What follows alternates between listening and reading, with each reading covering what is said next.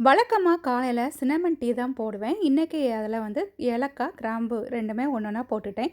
வழக்கமாக காலையில் ஜீரகம், பெருஞ்சீரகம், மல்லி, பட்டை போட்டு தான் தண்ணி காய்ச்சி குடிப்பேன். இடையில 1 வீக் என்ன பண்ணேன்னா, ஜீரகம், பட்டை, ஓமம் மட்டும் போட்டு தண்ணி காய்ச்சி குடித்தேன். இதில் வந்து பெருஞ்சீரகம், மல்லி 2யும் விட்டுட்டேன். இன்றைக்கி என்ன பண்ணேன்னா, எல்லாரையும் சேர்த்து போட்டு தண்ணி காய்ச்சி குடித்தேன். ஏன்னா ஆபத்தில் யாராவது ஒரு ஆள் உதவ மாட்டாங்களா அப்படின்னு தான். நைட்டே வந்து குதிரைவாலி அரிசி ஊற வச்சுருந்தேன். இதை வந்து காலையில் நான் அரைச்சிட்டோம்னா, இன்றைக்கி நைட் வந்து எனக்கு வந்து தோசை போட்டுக்கலாம். டீயும் ரெடி ஆகிட்டுது. இதை வந்து மசாலா டீன்னு சொல்லணுமான்னு தெரியலை. ஏன்னா இஞ்சி போடலை, பட்டை, கிராம்பு, ஏலக்காய் இந்த 3 மட்டும் தான் போட்டிருக்கிறேன். எப்படி சொல்லலாம் அப்படின்னு சொல்லுங்கள்.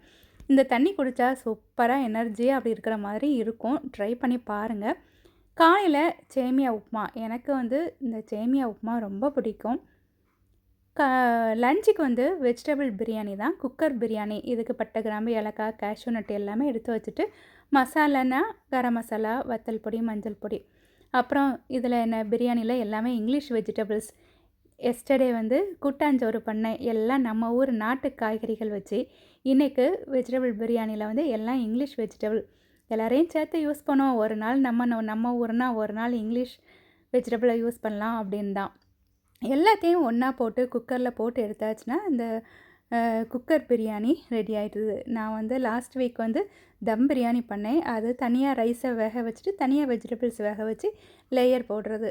இது வந்து குக்கர் பிரியாணி. 2மே டேஸ்ட் நல்லாயிருக்கும். இதில் என்ன மசாலா எல்லாமே கொஞ்சம் மிக்ஸ் ஆகி அந்த ரைஸோடு இருக்கும். அது ரைஸ் இதுவும் தனித்தனியாக இருக்கும். உங்கள் வீட்டில் எனக்கு என்ன லஞ்ச் அப்படின்னு சொல்லுங்கள். இதுக்கு கூட வந்து கேரட், வெங்காயம் போட்டு ரைத்தா. தேங்க்யூ.